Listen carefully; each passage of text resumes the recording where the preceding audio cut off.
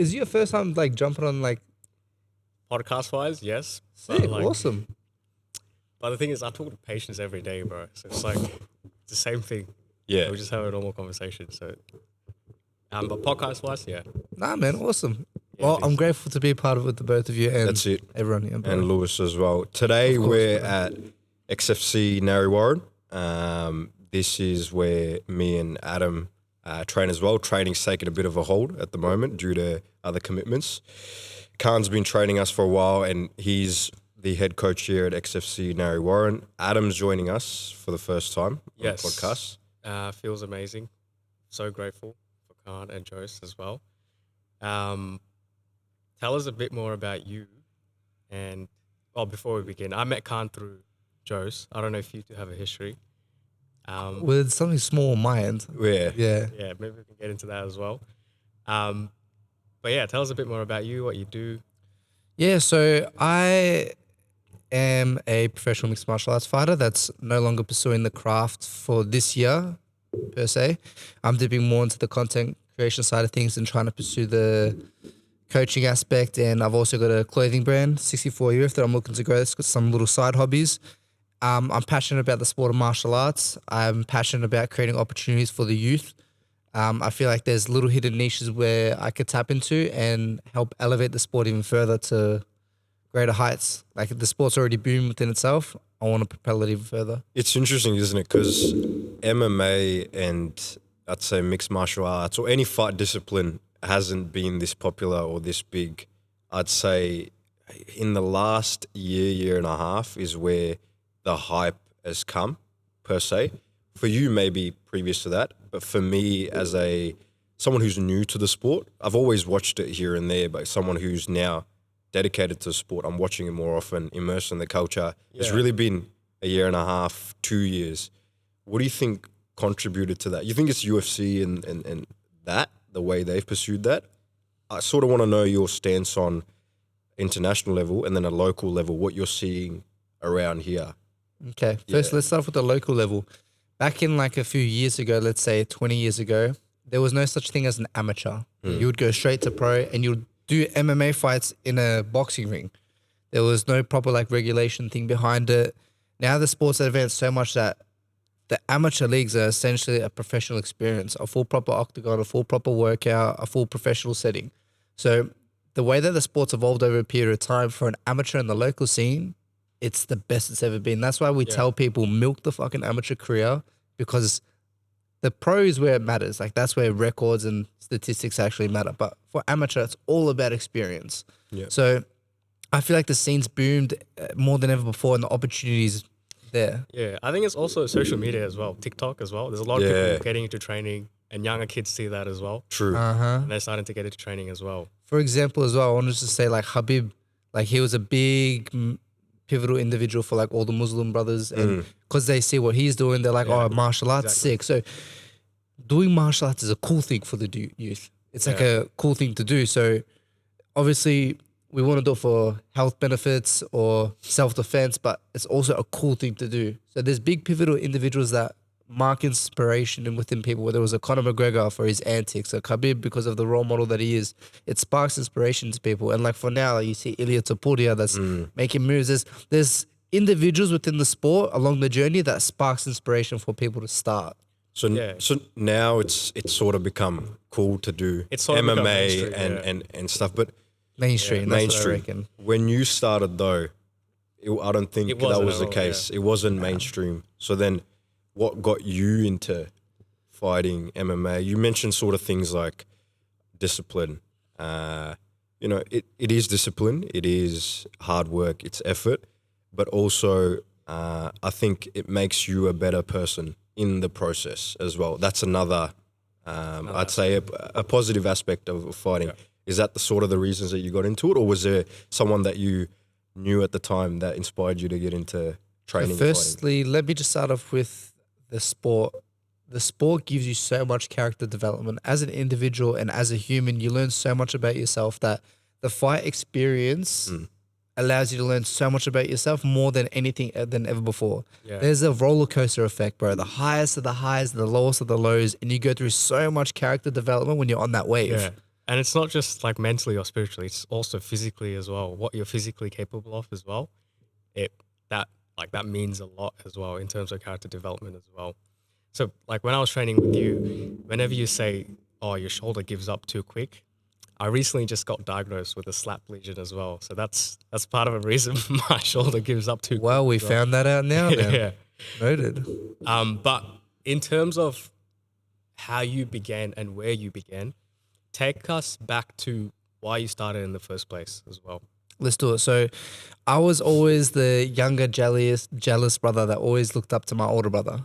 And my older brother started the sport.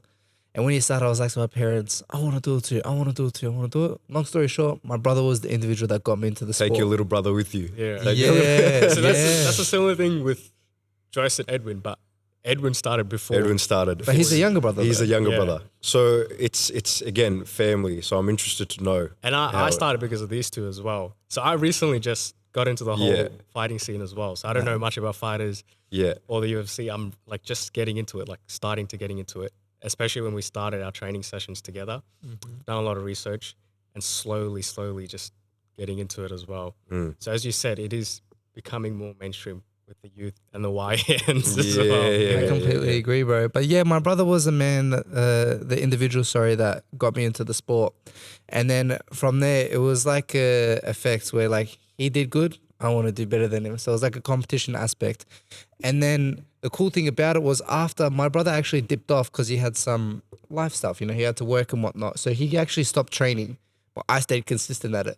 And then a while went by, like a couple of years, and my brother saw that I was still doing it. And he's like, wait, what the fuck? And then he saw how good I was getting, and it brought him back to the sport. But now that's something that we have that I love because it brings us closer together. What age did you start? Ooh, great question. I think it was 11 or 12, around there. So Decently young. you've now been in the sport for how many years? You're Over 15 years, I believe, or close to 15 years. close to 15 years. So starting at 11, 12, and your brother was how old? Ooh, great question. He was 8 years younger than me. So 8 years, 8 years older than me. Okay, so there's a good gap between you two. I think that if you have a bigger gap between siblings, I've noticed that you sort of look up to them. I do, but I was annoying to him because I okay. was too annoying. Yeah, But yeah. what was thing was when we were younger, we never got along. Like it was very hard for us to get along. That's with, for example, me and my twin. Yeah.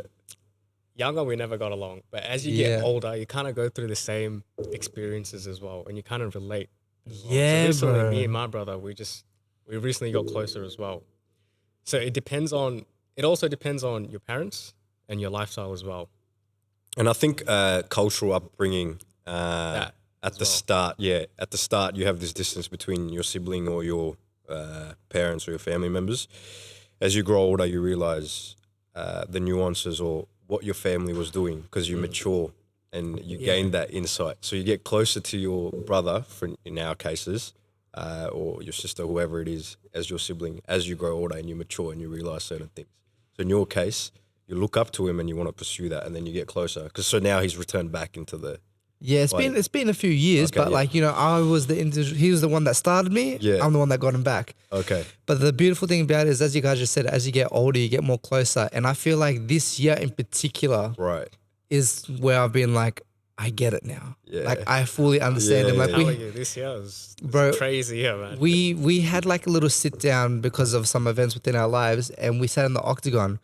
And he cried to me, and I felt so emotional towards him. And after that, we gave each other a big hug, and it was so nice to me because now I understand him, and I feel like we're so much more connected and closer now than ever before. But we didn't connect us like properly until I was in my late teens. But now we're more closer than ever before. So you mentioned that you would tag along and train with him, but you guys weren't close. So it was just purely the principle of training together. And That's within that training, was there a friendly competition? Yeah, so it was funny. If I have the photo, I'll send it to you. So Yeah. that black chalkboard, we had a tally in the corner. It had his name and my name. Yeah. And we had a submission count. So any time that we'd get a sub on one another, we'd add a tally to it. And it got to a point where he had 6 subs on me and I only had 2. And that was a nice incentive and nice motivational thing for me to be like, fuck, I got to get him back. yeah. I trained my ass off, bro. And before you knew it, like I started to tally up that score a lot. Yeah. And then he was like, wipe that shit off the board. Because it started to get to the point where he never tapped me out after that. Older brothers don't want to lose, bro. Yeah, that's Older true. brothers don't want to That's- lose. We don't want to lose to our younger brothers. But I thank him for that, bro, because it made me a better individual and gave me a sense of motivation. For sure. But for me at that time, I'm like, competition, For let's sure. do it. Yeah, 100%. So you've been competitive. It started off as competition, I guess, to your sibling Brother, or your yeah. brother. And then as you progress, when did you first compete per se? Yeah, I think it was when I was 15 or 16, I did a little interclub at Fighters Express. And me and Eran Selvi, we came to the same school in year 7. And then ever since year 7, we've been on this journey together. And it started off in the kickboxing scene. And my first one was the interclub kickboxing at Fighters Express. And then ever since then, we kept on going at it with the kickboxing. And then I ventured off with more the MMA route.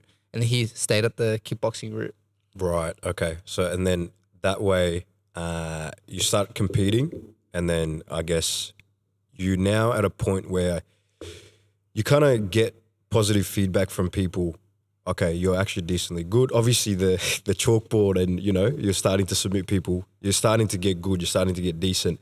Are people telling you, is your brother now acknowledge the fact that you're good? Is your family acknowledge the Or is he fact still that denying it? you're decent? Or is people My around you... brother's denying it. He's not that good. He's not that There's good. people around you, because in my life I've noticed as well is for me I've been so good at like coding out the noise, like Oh, this guy is a robot. the positives, good. the positives and the negatives. I hone out all the noise. I just focus on, because for me I can't let it, like you said, life can't let it affect you. life is a wave up and down. I sort of ride the medium, like, yeah, because I feel like if you're too down, then what's the point? gets If you you're too up, then you get humbled real quick, because life events happen unpredictably at any time. quick. It happens so quick. It's quick, exactly. And we'll get into more of the mental stuff, I some was about stuff to that we've say, talked yeah, about. Balance that relates more than what we're just discussing right now. Exactly. Especially in this game, balance is key. Definitely. And that's why I want to know at the very start.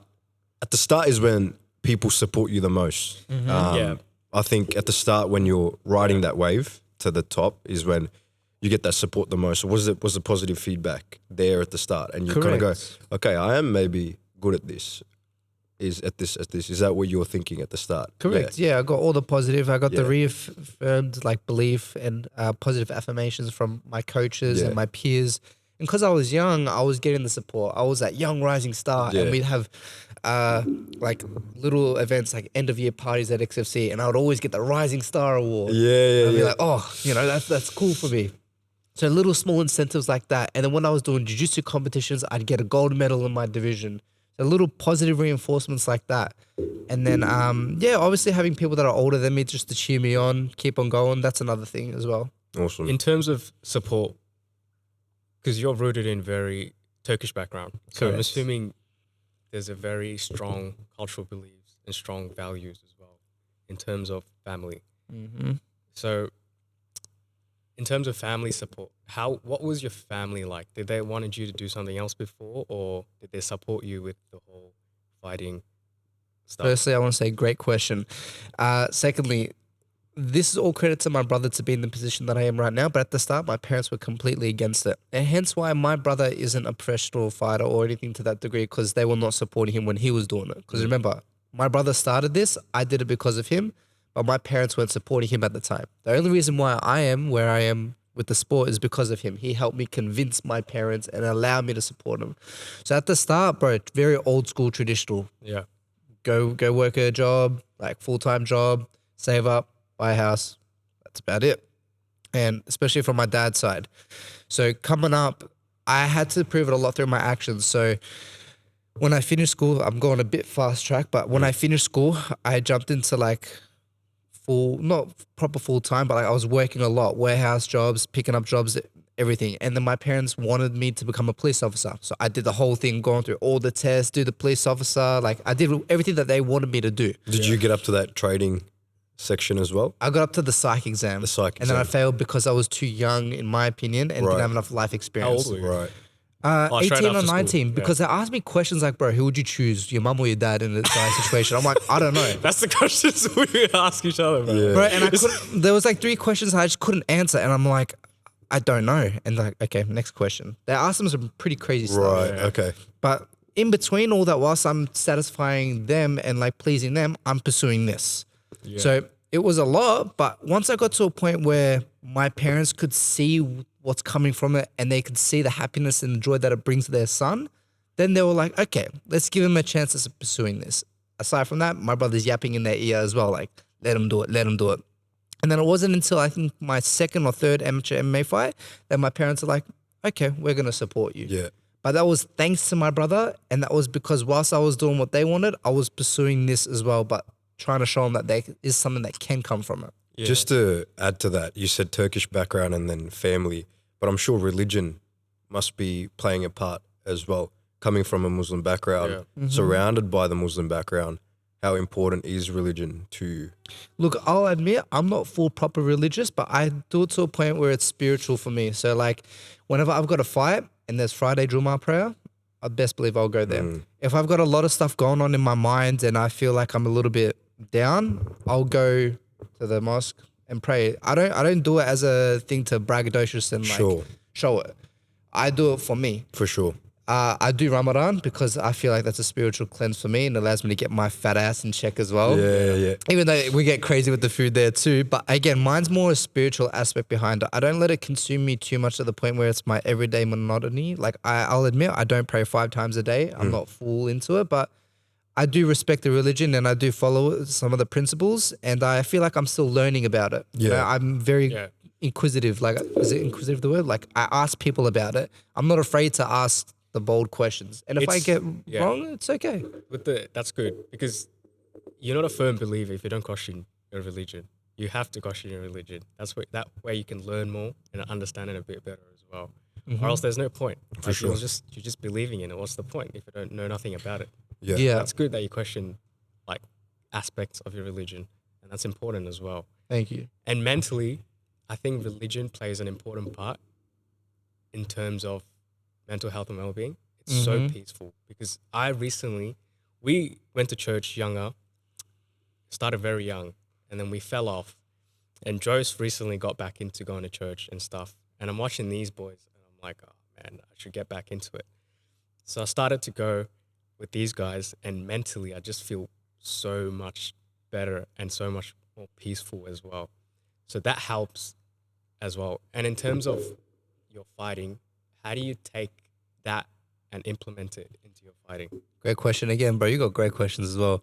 Okay, so I'll say it like this. Like for me, whenever I lose or some things don't go my way, I always say that Allah's the best of planners.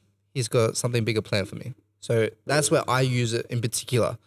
If I lose or things don't go my way, I trust in Allah's journey and the path that He's paved for me, and I can move on a lot more easier. Another thing about losing that's not really tied to religion is gratitude. So I use those 2 tools, gratitude and my religion, to get over the little hill that I'm facing in that moment. Amazing. You started off in BJJ, right?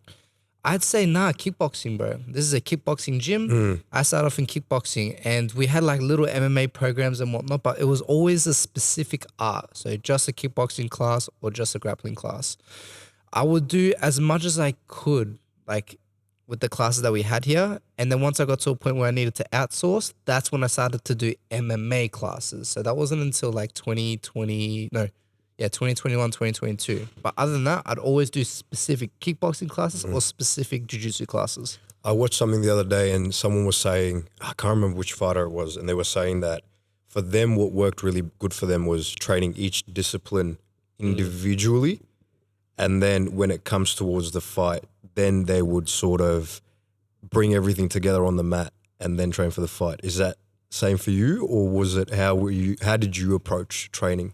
Exactly like that, bro. Yeah. So for my career, I approached it exactly like that, focused on the specific art and then tailored it in when I had a specific outcome, which is the MMA fight. What I've learned though is doing MMA sparring is important too. But for me, for example, like I had a fight where my striking coach, Dion, was telling me to do boxing heavy rounds, like heavy sparring, and we do it in this ring here. And when I had an MMA fight coming up, my youthful mind would be like, why the fuck am I boxing? Like, I've got an MMA fight. Why am I boxing? But he had a method behind his madness. He did it because my hands were poor. He wanted me to better my hands. So doing specific art sparring or specific art training is very beneficial, because once I had an open mind about it, I noticed that my hands became a lot more better because I forced myself in that uncomfortable environment. But then again, doing some MMA sparring is important too, like doing the whole thing and mixing it up. It's every time we either talk off camera or on camera, you always mention youth, the word youth, right? This youth in you, or this youth within you. I find that really interesting because I get what you mean by the youth. Can you explain what you mean by the youth in you, and what does that mean to you, and what you mean by that? Great question. I want to slow my answer down because I want to think about it as I answer it. But when I think about youth, I think about when I was younger, the opportunities that I didn't get to grasp because of maybe the relationship that my coaches or some of the stuff that they couldn't get access to. So I think about providing opportunities for my students, whether it's they want to get to a certain point, I might help them get there. I think about what I wanted as a young individual, which I didn't have, and play on that. I think about the immaturity in terms of not listening to my coaches at times and some of my decision making. I blame that on my youthfulness because sometimes I haven't had the experience that they had. They guide me because they're older and wiser and have lived through it. So those are some things that run through my mind when I think about that word. You know what's funny? It's when you're younger, or when you get to a certain age, you think you know everything. You know, whenever you get to it, humbles you so much. When you get to each pillar or level of an age, you think, oh, I know everything. But then you see someone, say in the fighting discipline, or where I'm from, the finance discipline or the health discipline, you see someone else that's, you know, and then you go, okay, there's a lot that I can take in and learn. And one thing that you told me while we were training is fundamentally when you were first competing, you were in a negative mental health space, right? Get that in a moment. Your recent fight, in terms of the negative aspects, I've listened to one of the interviews you had, and you were talking about how you would get into your head a lot, thinking about what your opponents would do and how they would do it, and it would hinder you from completing your proper training. How are you with that now, and what are you doing to mitigate that? Exact same thing, bro. That's what I do. I focus on myself. Ilya Tapuria actually even said it too. He goes, if I think so much about my opponent, you know, it's not a good thing. I get too much in my own head. You know, at the start when he gets a fight out, he'll study his opponent, but then he focuses on himself. I'm the same as that, man. When I think about my opponent too much, I get in my own head. When I focus on myself and I focus and believe in my abilities and I focus on my training, I personally can do a lot more better and I can perform a lot more better. So that's what works for me. Would you say that's what happened with the Fusion BJJ title? No, man. I just simply got caught in so I made one small decision, incorrect decision. I pulled away and I exposed my back. And then my opponent took my back. When he took my back, I give him credit. That was actually very good.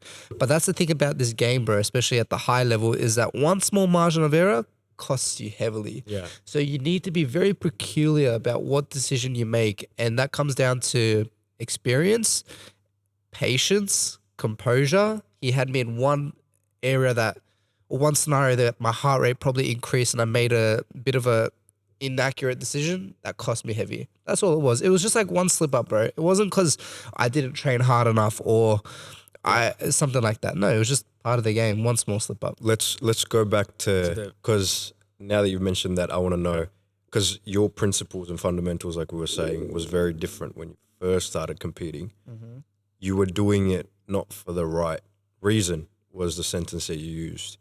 It was putting yourself in a negative mental space as well as people around you. You were just, I think the sentence that you used was you weren't a good person to be around, I guess. So then what helps with that transition of being a better person while you're training and creating a space for people around you in the discipline that you're doing? Because at the end of the day, yes, the fighting and the discipline and what you're excelling is important, but at the same time, you want it to be an enjoyable experience for people around you too, right? So how do you do that, and how do you cultivate that environment whilst also focusing on the discipline? Okay, number one is I needed to lose. I needed to lose a lot in this game to learn a lot about myself and have character development. And that's why we discussed at the start that this sport is a lot of character development.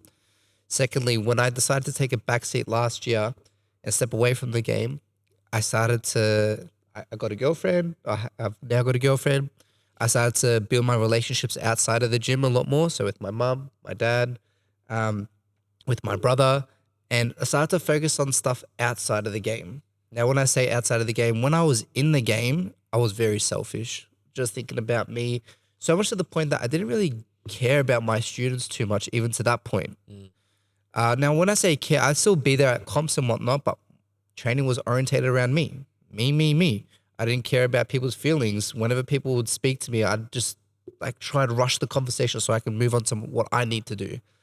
Once I've taken a step back, I realized there's things that are a lot more important than just the game within itself. So by building better relationships, for me, I enjoy food. So if I want to go out and treat myself, I can treat myself, but I put a reward behind it. I don't want to restrict myself too much. Maybe once a week on a weekend, I'll go get that food. That puts me in a better mental headspace. I want to treat myself to some rice cakes and Nutella, I'll do that. And then aside from that, giving people some hazelnut coffee. Hazelnut latte. That's thanks to my girlfriend, bro. You guys got to get onto the hazelnut latte. But yeah, basically taking a step back from the fighting has been a very eye-opening experience for me. And that cultivated an environment where I became a lot more happier and joyful to be around, because I realized there's more than just the identity of the fighter. I'm a caring and loving kid. The community that I have at the gym, and you boys as well, you guys aren't just my students. You're like my brothers as well. So there's that deeper relationship with that. And aside from that, cross-training a lot. When I train at other gyms, I see what makes a good gym. I see what environment booms. And I take that into my own consideration. And because I've now moved more into that coaching aspect, I consider these things a lot more than what I did when I was in the selfish mindset. What separates from a good coach and a great coach? Okay, now there's two different type of things. There's coach that thinks about it from like an emotional standpoint, like what you need emotionally, like what revs you up, what puts you down, stuff like that. And then there's the other coach that's like a life coach. And then there's other ones that's like a technical coach, like you need to do X, Y, and Z. Like there's many layers to a coach. Some of them just need that rev. Some of them need technical advice. What makes a good coach? Depends where you're looking at it from. Again, like I just said with some of the examples, there's layers to it, in my opinion. Everybody can talk about their strengths, but I want to know, what are some of your flaw in terms of coaching? My flaw? Yeah. Because you can sit there and you can talk about, look, I'm good at this, I'm good at that, but I want to know Great question. what you're not good at in terms of coaching. I'm going to answer this slow because I do want to think about it. I do pride myself in thinking that I'm a great youth coach. Like as a young, like when you look at a good coach, all of them are most likely old or older. Someone that's young, I feel like I've carried myself very well. I know how to coach. I'm very articulate with my words. I feel like I am patient, but maybe sometimes I let my frustration get the best of me when someone doesn't get a move. Like when I explain something, they don't do it once. Okay. They don't do it twice. Okay. They don't do it the third time. I'm like, fucking come on, bro. Like, I'll leg kick him. Or I'll smack him. With us, like, if you don't have your hands, we're going to slap the shit out of you. Yeah, like, I give them a few chances. And with the kids, it's taught me patience. Like, because kids, to be honest, I find that kids are way more absorbing of the information. They're like sponges. They're way more better than adults. And I'm coaching at a few gyms. I've learned that teaching younger audience is a lot more easier than an older audience. With the older audience, the brain is already filled with so much information. So when they get new ones, it's hard for them to learn that. Not just the brain, but physically, they're incapable. As you get older, there's a lot of mobility issues, a lot of joint issues. So they get slower as well. But with kids, something happens, they can just heal within a couple of weeks. But with adults, it's very different. So you got to factor in that as well. True. I'm sorry about not thinking about your shoulder. You're good, bro. I get it, bro. I get it. That's why. That's why I'm moving slow, bro. Slight dig at the side. Motherfucker, that's why my hands not up. Because every time I train with this guy, bro, my hands shoulder. are down. I just can't do it. Bro, wait, I slapped him once nicely last time. I was like, bro, put your hand up. It wasn't up.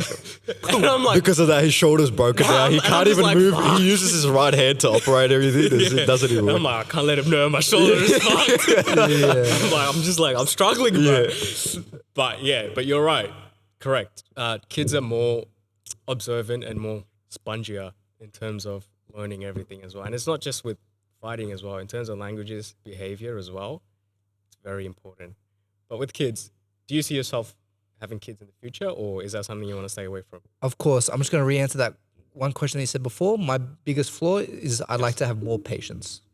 Patience. Now with the kids, yeah, I would love kids, but I even said it to my girlfriend, like, I want a boy. Like, I want a boy. Our first Take him kid, to Dagestan and forget. 3 years in Dagestan for I'm going with him, bro. I'm going with him. But, You'll see Kaan in the mountains on the horse, you know. bro, like, I'm so keen to build a better version of me, but through the boy. I've always just wanted a boy, okay? And I want someone to carry on my name as well, like the name. Like, obviously, when you have a daughter, they take the man's name most of the time.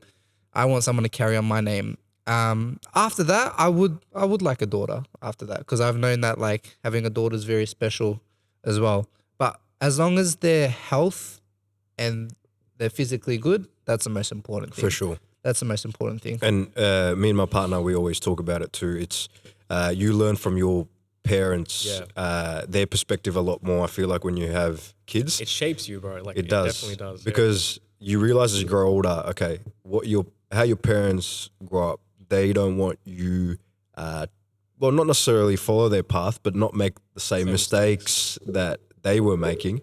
And then when it comes down to you, you kind of want that the same for your kids. You don't want your kids making the same mistakes as you. You want them doing better than you, or so on and so forth. It's the same with siblings and kids as well.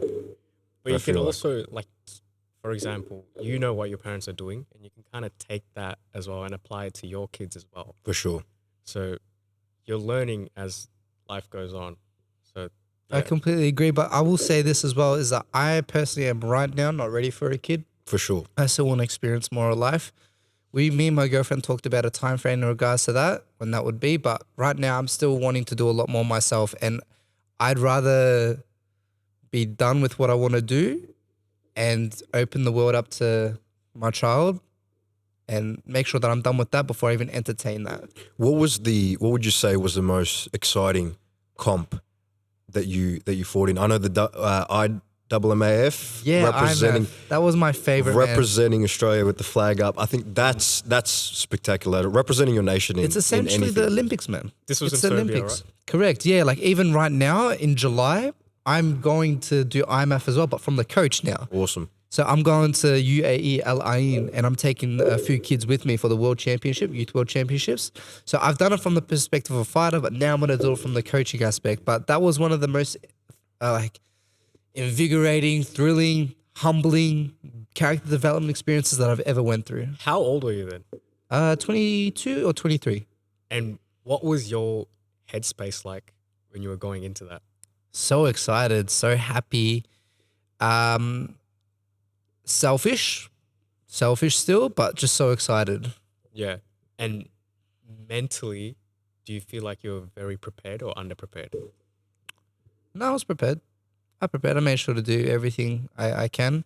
If you look at that mindset that Ilya talks about, he says, I train so hard because I've got flaws. So I want to make sure that I do all I can to patch up those holes. So come fight time, it's all good. But he knows he's got weaknesses. For sorry to cut you off, but that was like the best of the best aversing one another. So I knew I was going up against the best. So I patched up as many holes as I could. And mentally, I even saw a sports psych, like everything. So I patched up every hole I could. Sports psych, and then now one thing that you said assisted or helped with your training was with the nutritionist, was it? Helping with that. Yeah. I think nutrition and what I've learned about nutrition in sport even in, I'd say, business, for example, where the world that I'm from, nutrition, your gut is so important, not just for your mental but physical as well. How has that contributed to your training, would you say? As a recent huge flow state, and Billy, this is the individual that I've been working Shout with. out to Billy, Flow State. Yeah, bro. He understands the athletes. He puts his athletes first. And look, I've worked with several dietitians within the game. The reason why I couldn't get the results that I could have is because of my poor lifestyle. I'm too much of a foodie, so I put my weight too high. So when they were working with me, they had to put me at a huge deficit. And I wouldn't be fueled for my training sessions. Or I would be fueled, but I couldn't be as fueled. With this one, the weight was a little bit higher, so I could eat more, have more and whatnot. And Billy understood that. And he had me fueled for the entirety of my training sessions, and I felt good, man. Even the way he made me eat. Like, I never used to eat crumpets with jelly or rice cakes with honey before I trained. I want to say before I trained, literally like 30 minutes before I trained. I'd never understood that. But he taught me these fueling strategies that now I understand that it allows my body to perform that much more better. Yeah. So going forward, we're talking about the MDT now. You have a sports psych, a nutritionist. Who else do you have in your team that helps you be better? Or who would you want to contribute to that? If you were to assemble a team, is there any other pieces to the puzzle that's No, man, missing? I'm really grateful, and to the point that I've got so many great people within my life that I don't need anything else, man. I've got older and wiser people that are within my life and my team that guide me and know how to steer me in the right direction. I've got a beautiful, loving family that supports me no matter what. I've got a beautiful girlfriend that's there for me through thick and thin. I've got my students that are not only my students, but my brothers and sisters. I've got everything I need, man. I'm grateful. For sure. That makes sense. It's good that you mentioned the sports psych and the nutritionist, because some of the people that I come across, especially with elite level athletes, they don't recognize the importance of a good MDT. I can't say the word.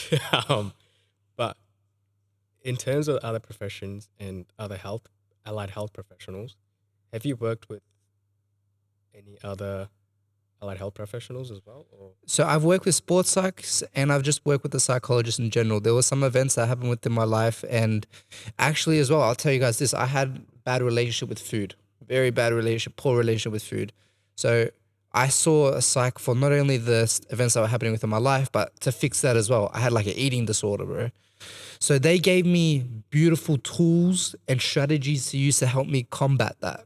Can you share some of, just in a basic fundamental? Yeah. I'll share one. For example, when I edit, instead of grabbing a whole jar of biscuits and putting it next to me, I will leave the jar in the kitchen or leave it in a far location. That way I have to get up and go get it. So it's more strenuous and it's more of a task to go get that thing. So if I have to go get it, I'm like, fuck, I have to do this. So I'm putting it further away, putting it in a higher spot. So I have to reach up and grab the cupboard and just removing it from my environment. Yeah. If I've got like a chocolate bar next to me or a plate of food or a plate of chips, I know I'm going to eat the whole thing. So if it's not in front of me, I won't have it. Even my brother, he says that he doesn't put junk food in his house no more because he has to go buy it. So he has to go spend money, or he has to go in his car to go grab it from the shops. So he doesn't have as much of it. So it's more of a task. That's one thing that's helped me build a better relationship with food. Other than that, separating it from enjoyment to fueling. Yeah. Now, I have that food because it's going to make me perform better in training session. Not I'm going to have that food because I want to get fat. Like, I separate the enjoyment aspect of it and I put it more as like a fueling mechanism behind it. Like, you just build a bit of relationship to how you look at it perspective wise. I had a friend who trialed out. He thought his phone was having a huge impact on his mental, just doom scrolling, waste of time, and then that has an impact. He tried, again, I think if you don't have it in your vicinity, anything, food, phone, anything, then you're less inclined to use it or go on it, for example. So what he did was for a week, I think he tried a week to start with, and then he did it for 2 weeks. He put his phone away. He switched to manual cards. He's like, I had to go find my debit card. I didn't even know what it was because everything's on Apple Pay. Yeah. Take your phone everywhere. Now your ID's on your phone. He tried it for the first week.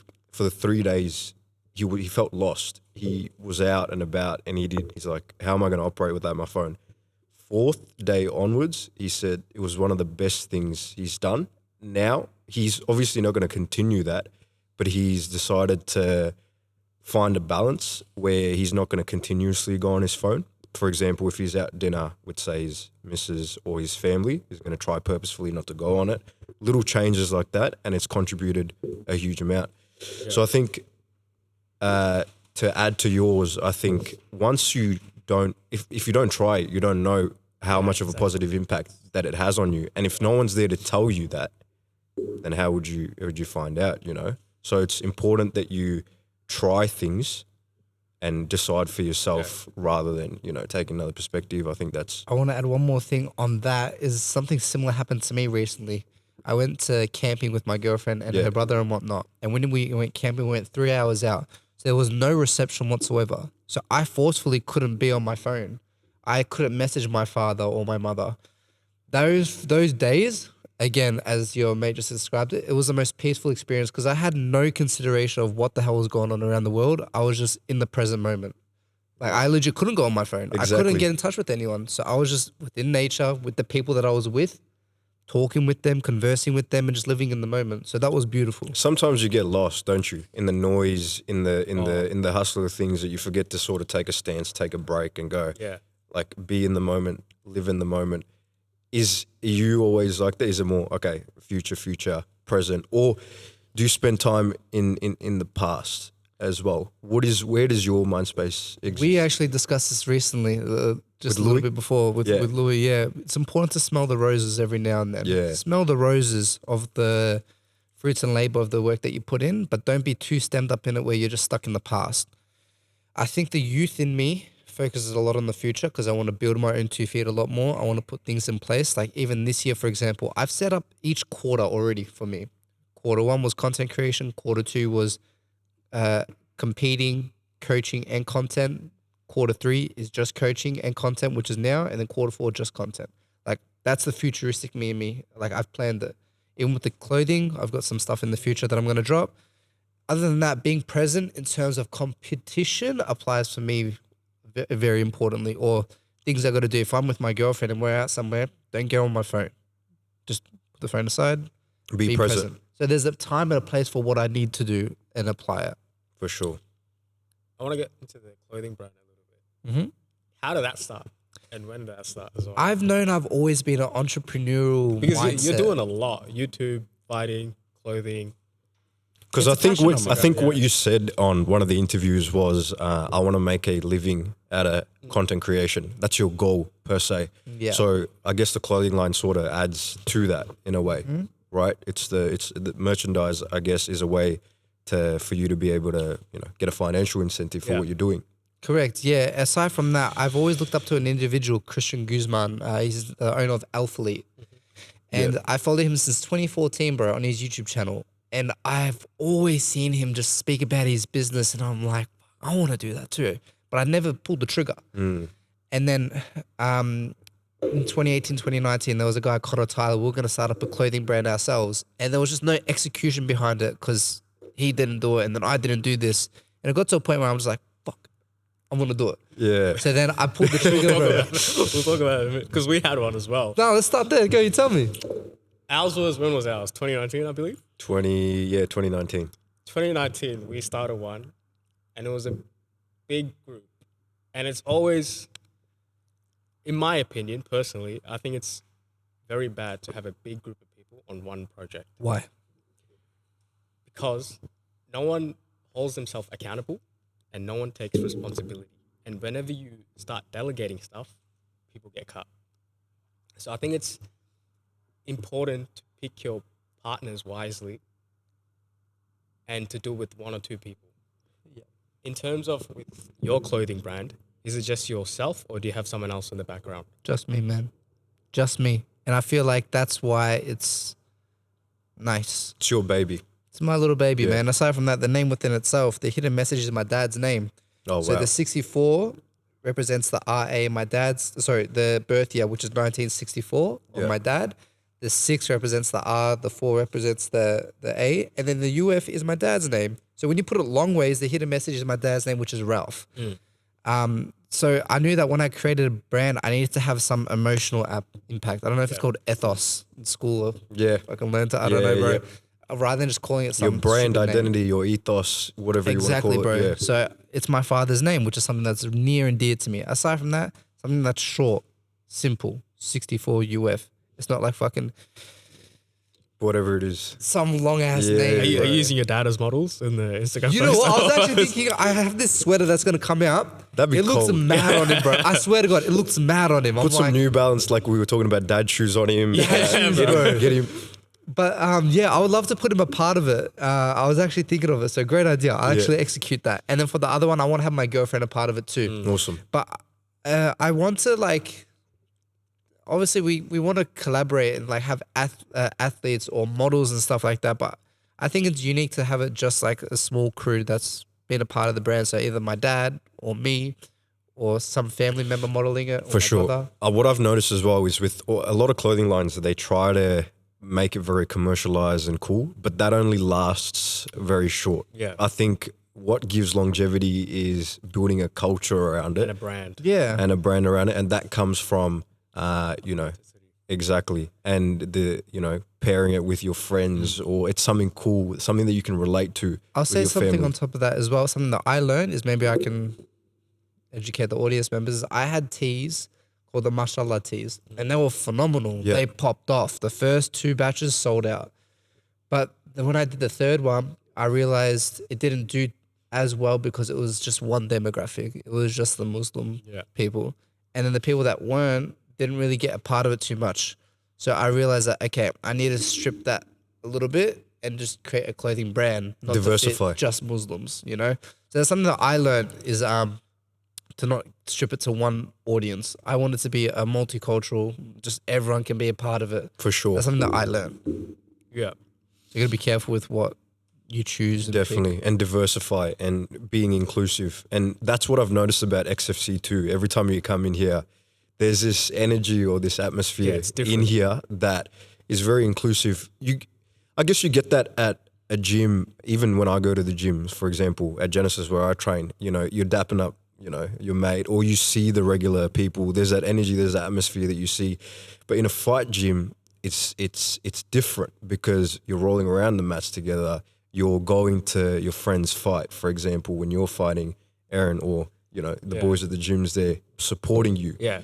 What is that? Speak about that camaraderie and that friendship, how important that is. Yeah, it's very important, man. It's very important. When you go to war, you want to have your brothers with For you. sure. So that's something that allows you to push even more. And we were referring it to before at the podcast, before we did the podcast, the middle phase. Yeah. That middle phase is the hardest point. Yeah. There's no fan supporting you. It's just you and yourself. But something that helps you to push is not only the people that are at home, which is your mum, your dad, or your girlfriend, but your training partners. They give you positive reinforcement. When you're tired and you're sore, they're like, hey, let's go, let's push. They push. Not just that. I think it's the mindset as well. So for me, if I'm training with you, and if I'm not pushing you to be harder and better, how am I going to get better as well? Mm-hmm. So I think it goes both ways, and you're just feeding off that energy and feeding off that support as well. So that's important as well. So I think it also depends on the mindset of the people and who you train with as well. Correct. Yeah, it's very important with who you surround yourself with. Yeah, you've seen it so many times. I heard quotes about it. I can't put it word for word, but who you surround yourself with is who you're defined by, something like that. So it's very important with that, that you surround yourself with like-minded individuals. And in the gym, most of the boys are pursuing the same thing as Edan or I, for example. And it's just a cultivating environment that we all boost one another. And it's nice. In the background, we see the 3 photos, displayed, and I'm sure people that are familiar with you knows the crew that you roll with or hang out with. And XFC, the gym, has been renowned for that crew and that camaraderie. What associates you guys to each other? What's the qualities that you guys have that sort of associates? Because at the end of the day, friendship groups, they have similar qualities or traits that you associate yourselves to. What do you find that associates yourself with the boys? And can you describe what their personalities are and how that sort of associates and attaches? You don't have to describe similarities. You can also describe Differences too, both. What that gets you, likes- what, that yeah. you like as well. I'd say yin and yang. So Yeah. like we've got the opposites that makes us together, but I'd say more the loyalty aspect and the brotherhood aspect behind it is that, yeah, we've got a mission, but we all help each other to achieve one another. Sure. One thing, like we all help in different areas. You know, Dion's obviously not a fighter, he's a coach, but he helps all of us achieve our goals. Me, I don't pursue too much of the kickboxing and whatnot as much anymore because I'm the MMA or the grappling guy, but I'll still jump in for a round for Yeah, kickboxing yeah, rounds and yeah. shit. Aside from that, the different personalities, it's nice in the gym because we're all not just the same person. The uniqueness of each individual sparks one another. And even in the grappling class as well, you know, the beautiful thing about the martial arts is you're surrounded by multimillionaires, people that aren't as fortunate, Indians, Turks, multicultural. Like Yeah. there's all differences, but whole they all population, unite, yeah. bro. You know, some of us have some special abilities and are That's it. gifted in some other areas, and some of us are weird, quirky. Some people have quirky. their shoulder out. Like we're all in positions and whatnot. Yeah. Like for me, and like this is gonna sound thing, but like, you know, I've got autism, so like I'm goofy as well. I say Yeah. some shit that doesn't really make sense, and I do some weird shit. yeah. But that adds the unique and quirkiness of it as well. Yeah, I know someone like that as well, bro. I say some stupid shit too, Hey, bro. but we got gifts and superpowers, That's bro. it. That's it, bro. That's it. Legit. That's We it. got I gifts and respect that. superpowers, I and that's say- how we should label that. Exactly. We've got gifts and superpowers, but you know, the uniqueness of everyone, it blends it all together and makes something Yeah, beautiful of for that. sure. And I think again, it's the brotherhood, it's the environment. And that's the most important thing that I've learned at cross training is if you've got a good environment, that's what will make your gym thrive. And at XFC, they've got that, and we've got that. You know, a lot of young people come to me for certain attributes of advice. One thing that I get a lot is in the DMs, never in person, is, hey, how do you pick out your friends? How do you know, especially younger now, 17, 18-year-olds, I'd say, are struggling to do that. I'd say 3 attributes that I look for. 1, loyalty, trust, respect, right? And someone, like you said, that you could go to war with, of course, but then someone that you can invite to your house, someone that you can have a chat with, be open with and conversate with. What would you say if you were to give that same advice to a young kid growing up, coming up? How to pick your circle? How do you pick your circle and people that are around you? What's I important? feel like you've nailed it pretty well, man. I feel like when you're young, it's a bit hard because you're not as mature. It's hard to pick it out. Yeah. Like, I think, I don't think it's something that you can pick out. I think it's Right. something you have to experience. right. Learn. Like you have to learn and experience. And like with us as well, we've met a lot of people. Mm. We had a lot of friends, and we realized what they do and how they are, and we kind of isolate ourselves from those individuals. Mm. So I think you kind of have to go along for the ride, meet a lot of people, and experience and pick and choose. Mm-hmm. I don't think you can necessarily pick out a certain piece. Okay, I want to be friends with you. We're going to be friends for life. Like that doesn't happen. I agree. Like live for and you me, learn. I've got like circles. So I've got 1, 2, 3. Outer circle is high and by. Inner circle is I'll conversate, but they won't come into my house. Inner circle, that's different. Like I'll conversate, bring them into my house. That's my family. So it's not like I'm gonna never talk to those people, but Yeah. I put them in certain groups depending on the Exactly. person that I'm with. Even with school, I can't remember if it was with you or Lewis that we were discussing it, but at school you got all these friends, and then at the end of the school you've only got like 1 or 2. Yeah.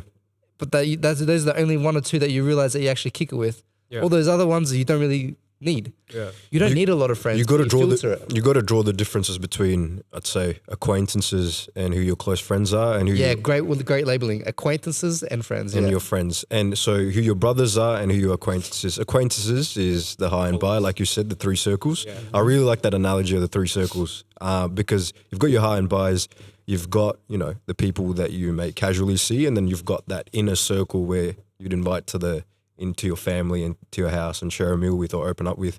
And then you've got your family, which is your core. Like you said, you and your brother are opening up on the mat. That's powerful, because at the end of the day, your siblings and your family, no matter what, will want the best for you, including your partner as well, Yeah. which is your family. They're the ones who want to see you win as much as Anybody else? you want to win. Yeah. You know what I mean? And like I said, I've been studying Tapori's press conferences like very diligently. And one thing that he said was, and I was saying to this off camera as well, was doesn't matter the outcome inside the octagon or for us, the end of financial year results. But if you've done everything to that point of result and everyone around you is putting that collective effort, that's what that matters. So even him celebrating the day before the fight, me and Kaan were talking about it before the podcast. We were saying that that's what's important. If you've done everything that you can leading up to the moment, then I guess the result in the octagon is irrelevant, because there is always going to be people talking. Yeah. There's always going to be that noise. Even in this recent fight that you had, you described a bit of that, the noise and people talking. How do you filter that? Is there a filter that you use, or do you choose to go, I don't need this right now. When it comes time to it, I'll address it when I need to. So a little bit of that last part, and then secondly, gratitude, being thankful for what I have, and detaching myself from the identity. I'm no longer that specific thing, so I don't weigh that. I don't hold that brick on my back. I don't carry it with me. I've got to move on. So I've got a community here that, again, I say this probably the third time saying, I've got a community here that are my students, my brothers and sisters. I love content creation, like all this stuff here. This is amazing. Like I'm fanning out right now with all the cameras and stuff. I love to coach. So I'm more than just the fighter. And it's important that we strip ourselves from that identity. Otherwise we get stuck in the past. Like, again, smelling the roses and looking at the work that you put in is good. But if you get stuck in the past, you're going to just be stuck there, and it's not good. So with that stuff, events that have happened, like there's obviously comments online and whatnot, but in the past, with my previous experience, I got stuck on that. So I got fat as last time, I got mad depressed, ate my feelings away, got up to 94 kilos. I've learned through my past experiences that holding on to that brick isn't good, doesn't serve me any benefit. Yeah. So those are some tools that I use to help me move on. Yeah, definitely. Awesome. We'll get into Ilya a bit, because one of your favorite fighters, in terms of his technique and fighting styles, what do you think you share similarly? Is he your favorite fighter, or who would you say? One of. I say it always changes, man. I always get new people that add to the tier list. Like, I'll have a favorite fighter, and then like they'll go down a bit, and someone takes that spot. Okay, so let's do this instead, right? If you were to build your your perfect perfect fighter, and you can take a range of say the grappling of a striking ability of ground game of the personality or the mindset of, how would you describe your best fighter? Who would you envision? Personality, so mindset and boxing of Ilya Topuria. Creativity of Demetrius Johnson and John Jones. I'd say Habib's level of grappling. I really rate that. I feel like it's a little bit different to Islam. Islam's a little bit more modern with his stuff, but Habib is like full proper grappling. And then again, it changes. It depends on the scene and whatnot. But I'd say like those are the main pillars, the main fundamentals I look at right now. Is John Jones going to come back? Do you reckon? Nah, he's done. Do you reckon? Do you have I feel like he'll probably come back for one. I feel like he needs to. I feel like is he bargaining to get more money? I feel like that's what it is. I feel like they've officially retired him, is what they say. But I think it's a whole play on strategy. Would they retire him like that, bro? They won't. And I think Dana White has a master plan of saying he's retired. Just cut the noise for a bit. Ducking Tom. That's what I think. I don't know. I feel like they're just waiting for the right moment to make the fight happen. Yeah. Because this just builds the hype. All the retirement hype and this and that. Because there's fighters that have come back from retirement. Yeah, like, for example, they're talking about McGregor coming back. But I heard that he's out of the drug pool. I just saw that recently too. He's not getting drug tested anymore because obviously for his injury he had to take steroids. I think he's running for the president at the moment for Ireland. I saw that too. Is he? Yeah. Oh, he's what are your thoughts if he's president?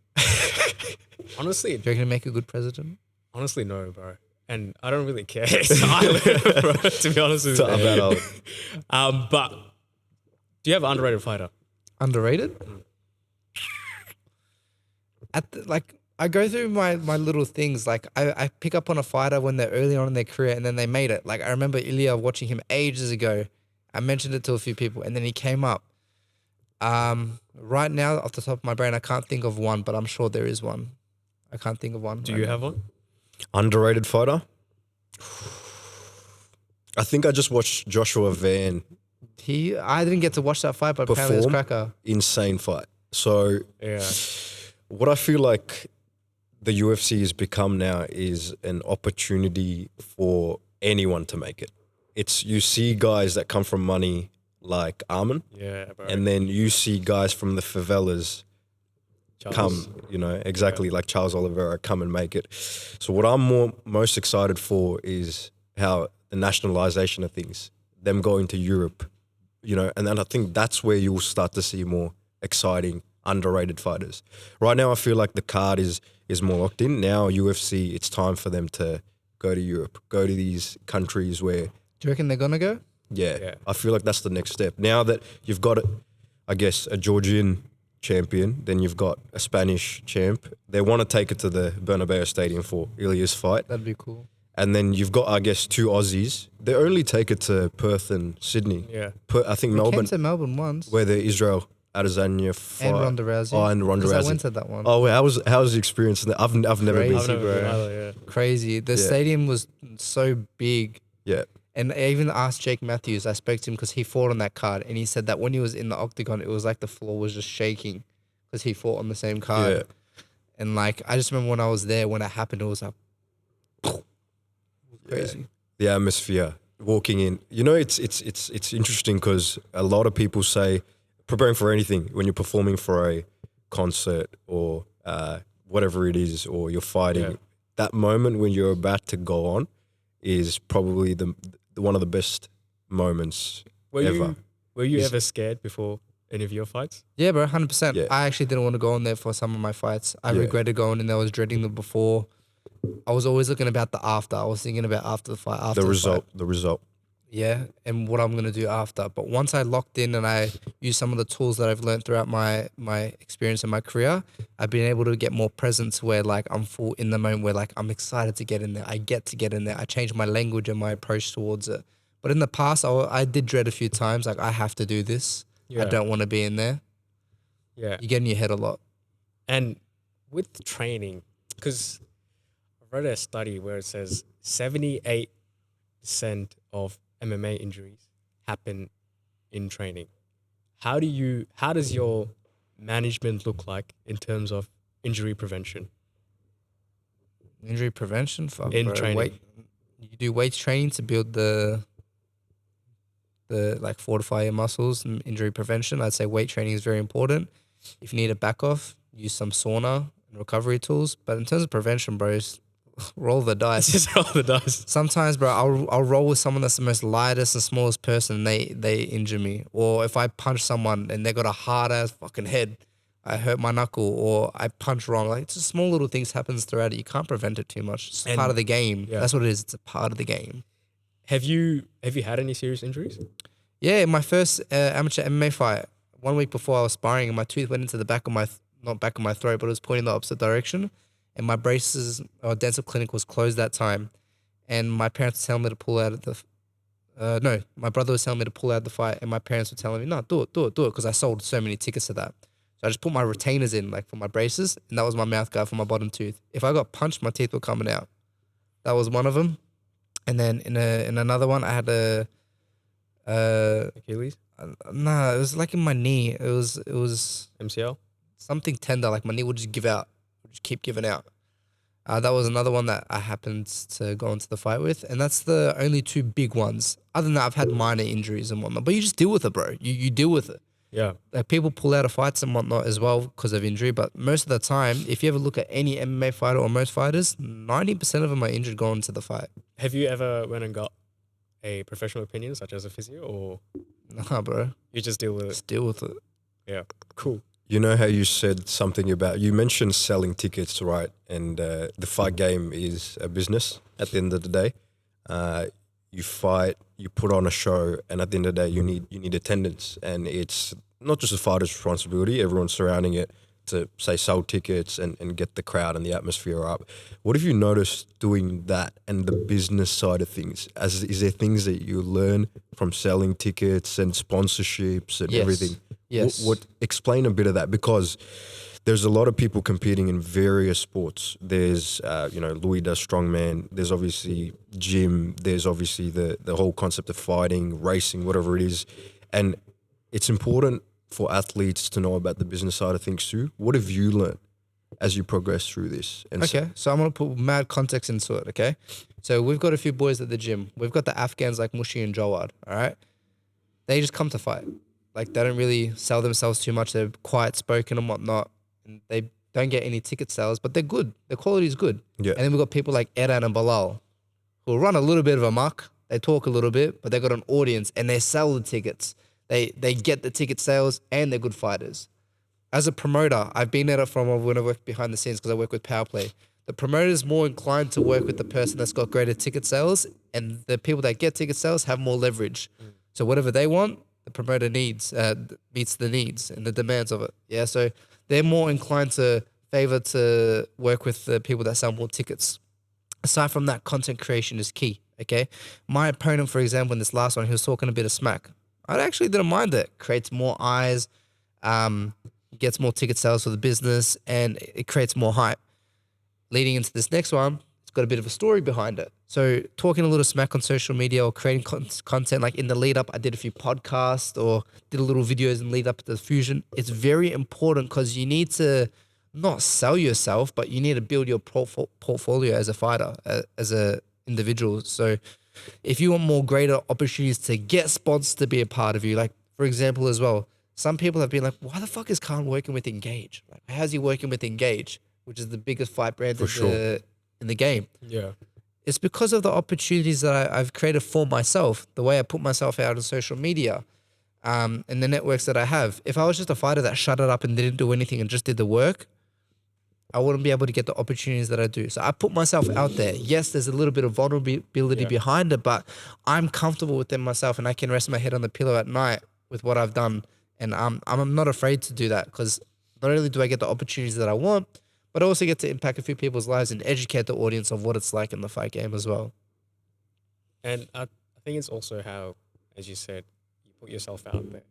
I think it's also to do with how you portray yourself as well and what you believe in as well. Mm-hmm. People see that and be like, all right, this is the person that I want to work with. This is the person that I want to help grow. So I think that's important as well. Beautifully said. And that's why people like Eran as well, because he's goofy. Like Eran, he's goofy, he's humble, and he's more of a, not to say he's faking it, but there's a character behind it. People like that. People like Paddy Pimblett because he overindulges in food, bro. You see the little this one at the after the earlier fight. He's ready. He's getting ready for it. People can see it, so they connect with it. There's more that relatability, and that's why I think I'm gonna be a bit selfish here and speak about myself. But that's why I think people connect with my journey a lot because I've lost so much in this game that not only do I know how to lose, but losing is a part of life. And I put myself out there and I show that vulnerability and people can connect with that because they're like, oh, it's relatable. For sure. And I was telling Kaan too, this year we couldn't, but next year, we're going to get behind Kaan too in terms of Influx sponsoring Kaan. And thank you. I appreciate that. Always. One thing, because like you said, it's that relatability because I think as a sponsor or someone external, what you're good at is you're not afraid to talk about your shortfalls, which a lot of fighters struggle to because they see that as weakness. You know what I mean? They think the other fighter is going to use that against them or people externally are going to use that against them. But fighting is about acknowledging your vulnerabilities. Life is about acknowledging your vulnerabilities and seeing how you can improve that or, get to a better stage of life. And I think Kaan does that really well. And yes, it's cool to have that character and you, like you said, it sells tickets. Yeah. But then when you have that balance of you're not afraid to do your shortfalls and improve on that, that's relatable. And I like backing a fighter like that or anyone because you could put your bet on them because someone who's always focused on the strengths and the positives are always going to be focused on that. There's going to be a time where their negatives, I guess, get the best of them. Whereas if you can sort of focus on both, you've taken this loss on the chin and you go, okay, it was a slip up. I know what went wrong. This next fight, I'm going to come back and do better. And that's the mindset you kind of have to have in life throughout, I guess.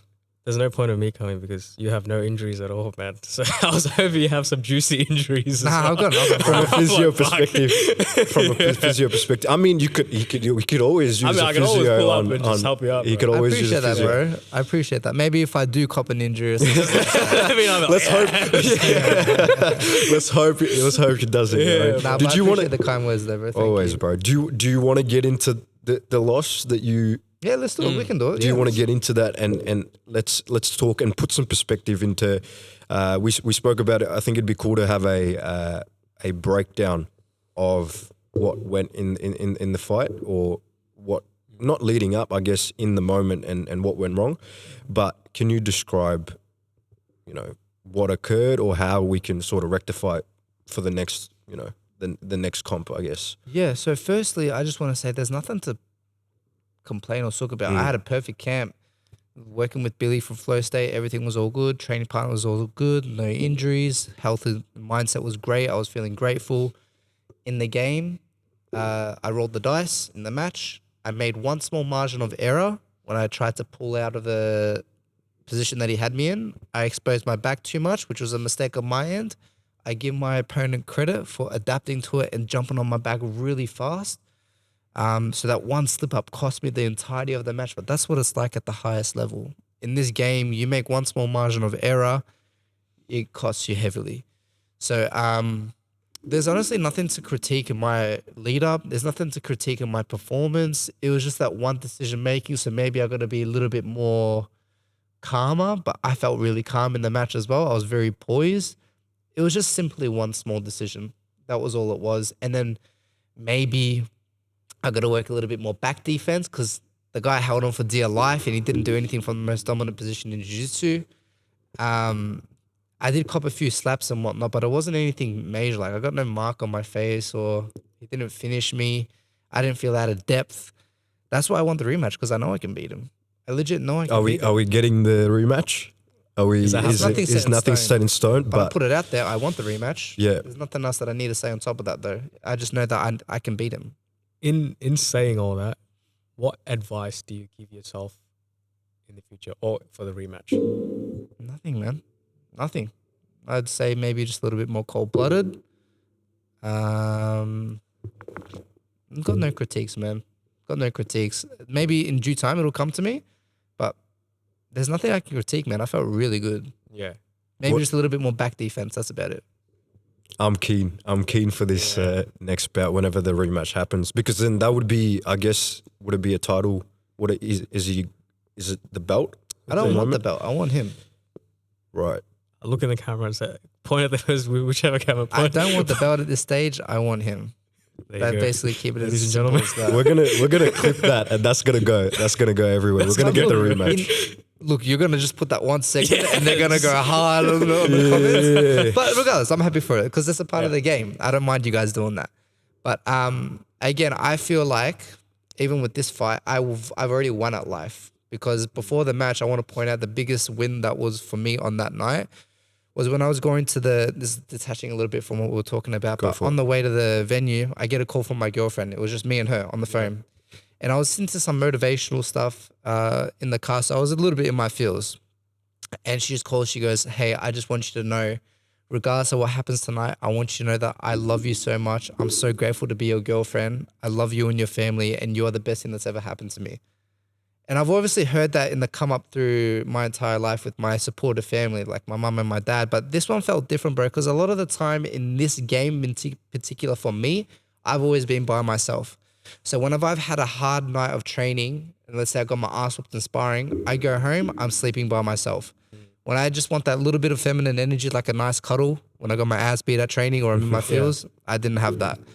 The small words of when I'm going to an octagon, I've always been by myself, bro. Now, when I say by myself, I don't want to sound too ungrateful because I do have my mum, but it's just a bit different when it's someone that you love in this manner and it's like a partner in life. Yeah. And when I heard that, bro, I just started to get teary. I cried and I got in my feels. And when I went up to the hotel at night, to check in, I was looking at the view and I was just like, I said it in my video too. I'm like, I've won at life. I've got the missing piece of the puzzle for me. You know, the thing that makes a man even better is a is a good woman. For sure. And you can see it, like, for example, when Ilia Tapuria's walk into the... Sorry, I'm going to cut you off for one sec. Go for it, bro. When Ilia Tapuria's walk into the arena and Charles Oliveira's walk into the arena, Ilia's wife is all confident, smiling and whatnot. Nah, it elevates you, bro, so It much. does. Having a beautiful and a loyal woman next to you, it elevates you It so sounds much. whipped as, bro, but she's made me a better version of what I am. Like, she's given me the confidence. She's given me greater abilities to be the best version of myself. And it makes me happy, man. Yeah. That's the biggest missing piece of the puzzle for me in my entire life. That was the only thing that was missing. And I for think, me. and Seda, is it correct? Jada. I think you and Jada, you didn't meet through training, did you? No. Nah, man, we Completely actually- different. Because I did see a video recently of you guys training. Does she fight as well, or does she train MMA? Bro, she doesn't train MMA, but she wants to get in the fusion cage and do combat jiu-jitsu. That's Wow. Yeah, that's good. There's a study. You should tell her this as well. There's a study done with women in MMA. They get more head strikes per minute, and their fights last longer than men in average. What, like, with you, what does that say about the game evolving? Look, I'd say, firstly, boxing is way more dangerous than MMA. Firstly, I just want to say that. In terms of what you said, how women's absorb more strikes than men, it's a little bit scary to me because of more brain damage and stuff. Yeah. Yep. Health, even that's one of the pillars that made me step away from the game a little bit as a competitive athlete from the MMA is because of the health reasons. Because my old opponent, for example, Harry, the one that knocked me out, he's facing a lot of health issues now. He got every fighter's dream. He got a call to go to the UFC Contender Series and start building his career. But he had to deny that opportunity because of health reasons. He had a surgery in mouth or whatever, blah, blah, blah. And I'm looking at some other things factor-wise, like some of these people that have been in the game for the longest of time have so much health problems that they can't even like pick up their child and whatnot. Small stuff like that. Yeah, you're right about the boxing stuff. There's, I believe, around 700 TBI cases in MMA, Mm-hmm. and there's 1,000 plus in boxing Yeah. with TBI case. TBI means traumatic brain injury. Mm-hmm. Yeah, so boxing is Way more Way more dangerous. dangerous, yeah. Yeah, but in terms of hearing that for my girlfriend, if she wants to get into the MMA, it's a bit scary. I won't stop her from doing it. She at least wants to have one amateur MMA fight, she said. I hope that one doesn't turn into two turn into three. Yeah. But I'll be there regardless of what she sure. wants to do. She will support How did you guys meet, out of curiosity? One of my friends, I'll quickly say this because I'll tell you the story behind it. One of my friends, Arnold, he's like, oh, this girl thinks you're hot, hit her up. So then I'm like, mad. Yeah. Followed her. She was on private. For some reason, she took like 6 hours to accept my request. But she can tell her side of the story from that end on a future video, whatever. Yeah. And then she accepts the request, bro. And then I go on her profile, and the first picture she has on her profile is like of mountains and shit. What's this, bro? Yeah. He was like, what the fuck? I go on the next photo, and I see this woman, beautiful woman, wearing a brown dress. Yeah. And all I see is bunda. And I'm like, Oh my God. Doesn't matter. She knows it. She knows. And I sent her that photo. So I sent her own photo to her DMs, and I sent a voice memo. Now, What to was the listen to voice the memo? voice memo, you have to open up the message. Yeah. Because normally you send can the see the message, people message, can just yeah. see the message. Or you can press and hold on to it and it just pops up. And then it feels like they won't know that you read the message. Yeah, but with voice memo, you have Yeah, to you have to open the click it, message, yeah. accept the request, and do it. Boom. Okay, sent that in. She responded, and then from there we started hitting it off, bro. And then, long story short, I'm like straight to the gun. I'm like, would you like to grab coffee? Yeah. And then when we organized a date for the first coffee, Would you like to grab a hazelnut latte? Wait, from what was the voice message? I want to know the voice. Good afternoon. Good afternoon, ladies. That's like- deep. bro, I just whipped out some shit, eh? I whipped out some cheesy shit. I'm like, mashallah, you're so beautiful. I'd love to get to know you more. Something Yeah. along them lines. This guy's a killer on the mat. This guy's a killer on the mat, and he slid into I was the about to DMs say, with I'll some. play it into the microphone, but I have to go through all that messages. It'll take too long. That's But- personal. Yeah, that's that's your private. thing, bro. Yeah, but I sent something nice. I said something nice that's caught her attention. Yeah. And we hit it off from there. And then, there's a little bit of a story behind it, but that's the main thing. And then that's how I shot my shot with her. And then from there, we are where we are today, and it's beautiful, man. That's funny. Mine was a similar instance. Mine, she posted a video of her dancing with a bunch of friends. She was dancing, and it was a dance video. And then I screenshotted it, and I was like, "Well, who's that girl on the left?" And she thought, as in her left. So it was the person on the right side, and she circled it, and she sent me that person's Instagram. I'm like, she dumb? Like, that meant you know what I mean? And then I told her, I circled her, and I sent it back. She's like, oh, that's me. I'm like, no shit, I'm trying. I'm trying to, and then obviously started from an Instagram DM, and then it went from there. But I think it's you can't really wait. Sorry, you can't rush into finding your partner. I think it just needs to happen. Natural, right? Natural. When the time comes and the right time and moment, you kind of realize, okay, this person adheres not just to your value.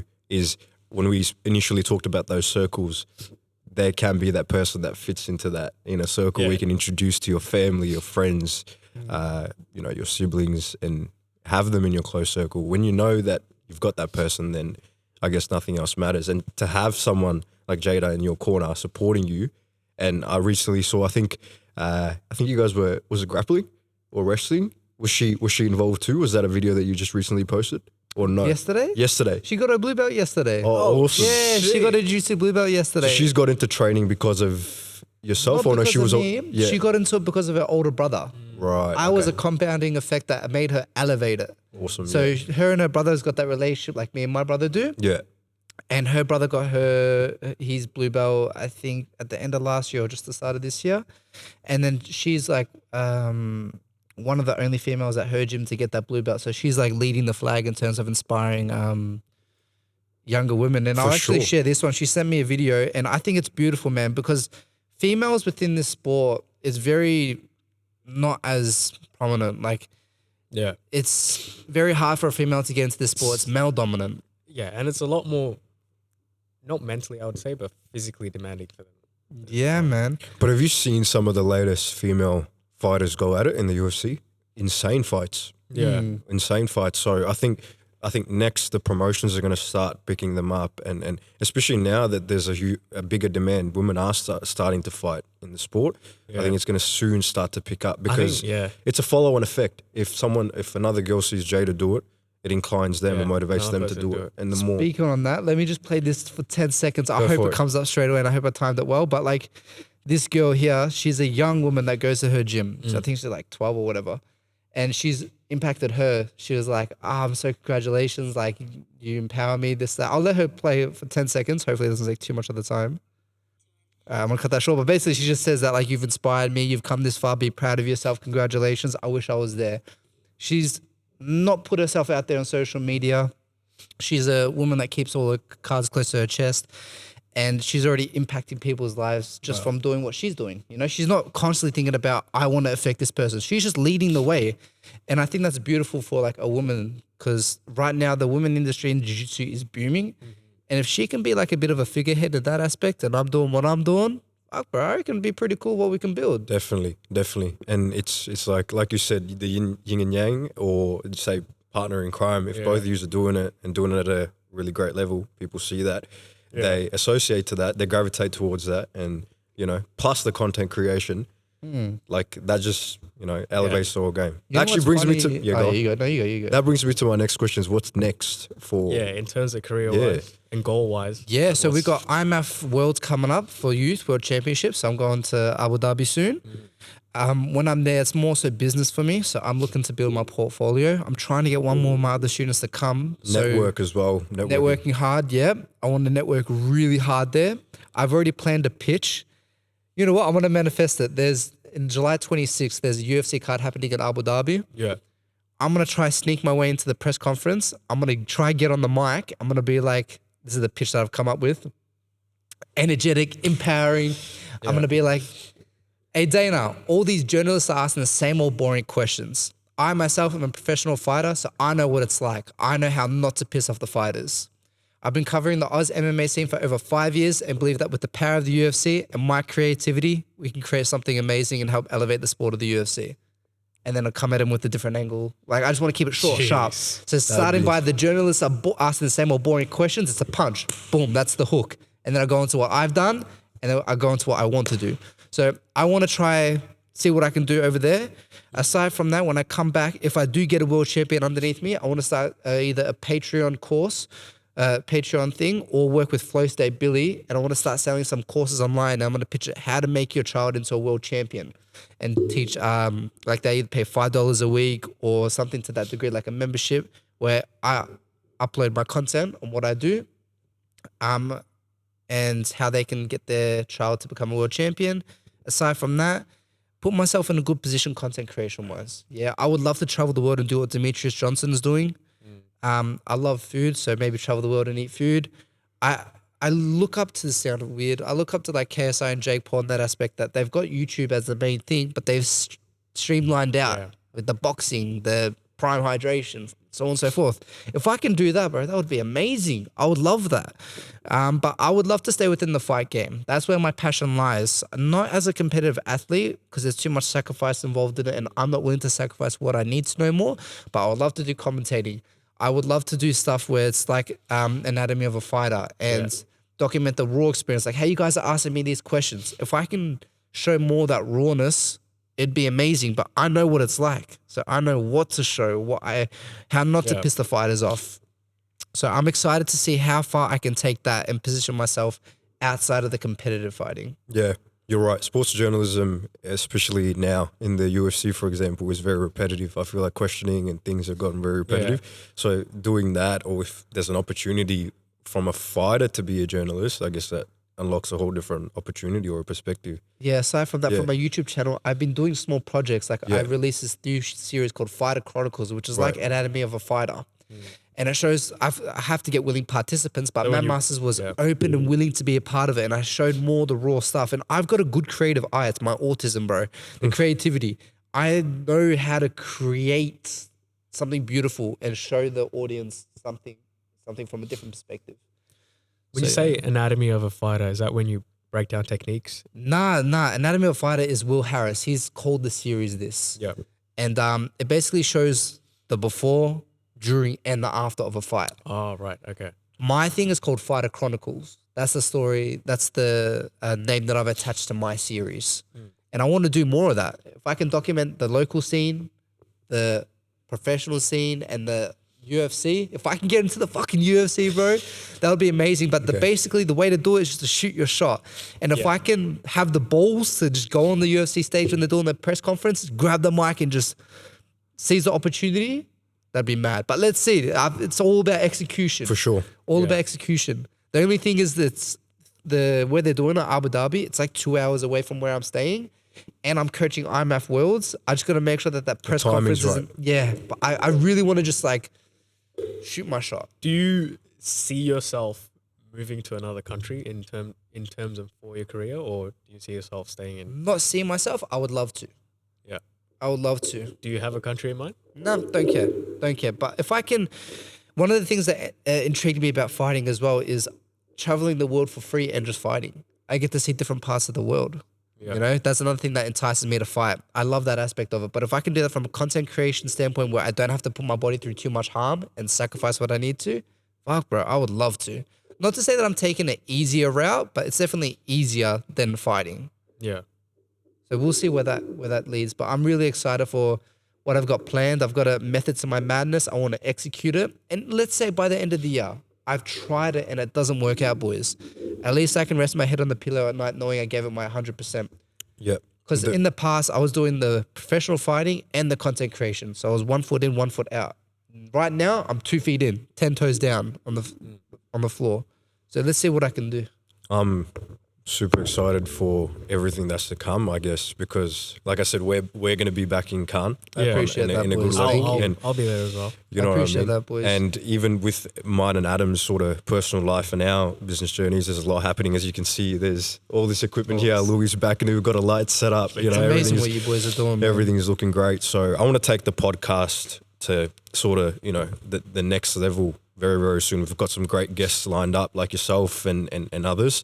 I'm not going to drop any names because they're, it's coming through, and I just want the audience to find out. But this podcast was created just for me to have a conversation with people that I respect in their respective industries. And, now Adam's joined us for, because sports related, Adam's in the physio world and he's joined us for that. So we're going to keep expanding. And like yourself, my goal is to take this either national or international, wherever it goes. And the feedback that we've received so far is great.